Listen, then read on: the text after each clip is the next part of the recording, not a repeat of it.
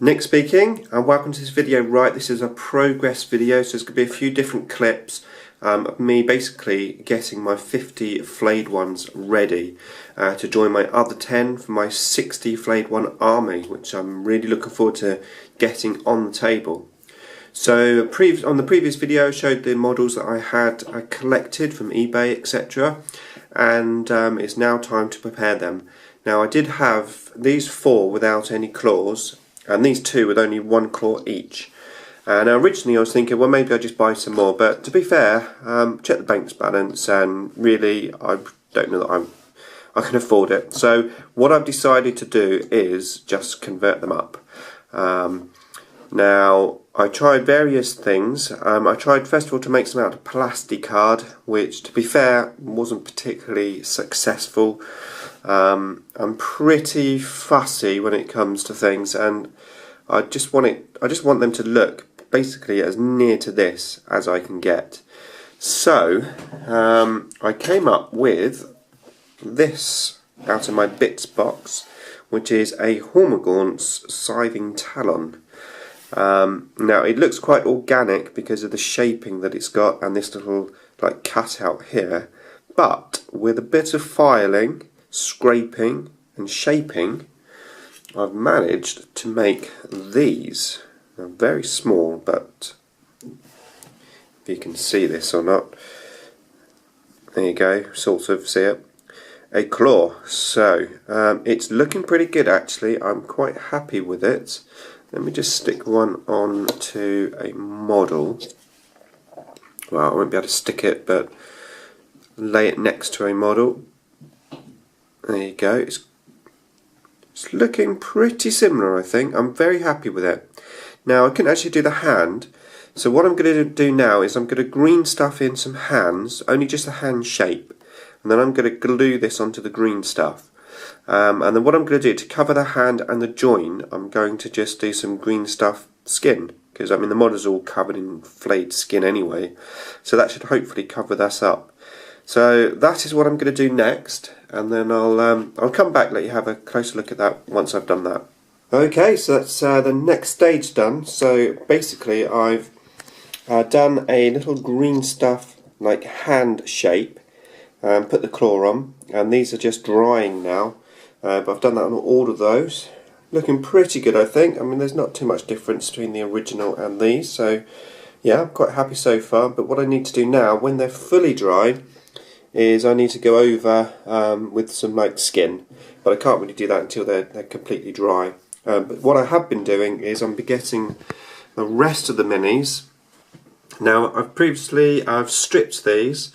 Now you may have seen one of my other tutorial videos in the past where I stripped models using nail polish remover, and I find that works pretty well, especially when you've only got maybe 1 or 2 models to strip.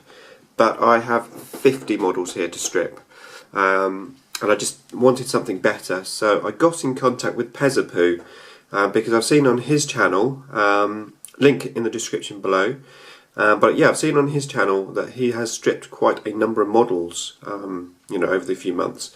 So I got his advice, and I got myself some BioStrip 20, and I have to say this stuff is absolutely awesome. I mean, it just strips so easily, and what I really liked about it is it didn't damage the super glue, so all the bits that was super glued on stayed super glued on. It didn't damage the plastic bases. It actually stripped off all the sand that was on the bases as well, so it's really, really good. Now this tub I think cost me about 8 quid off of eBay, but I only used about a quarter of it. But you can buy it on Amazon as well. So yeah, BioStrip 20. Thank you, Pezapoo. You made my life so much easier with this. It's a fantastic product. Definitely recommend that. So yes, so basically I've stripped them down. Now what I've done is I've just sorted them into the different type of models, because there's 4 different types. Grouped them up, so I've got 20 there. It's going to be 20 and 20 obviously, but I still have the humongous job of filing them all down. It's quite amazing how many of these models that were all painted up, quite nicely painted up, but they weren't filed down. So yeah, I'm going to fire them down.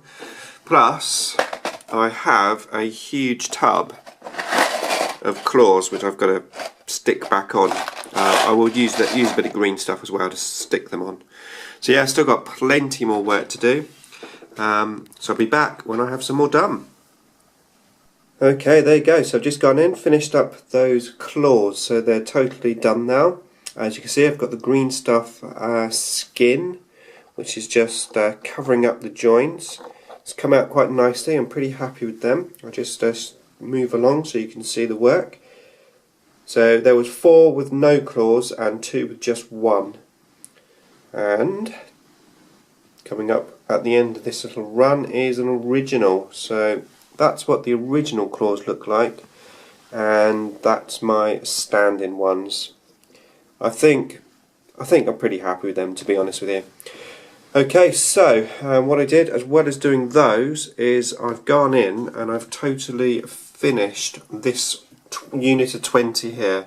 So now they've all been cleaned up.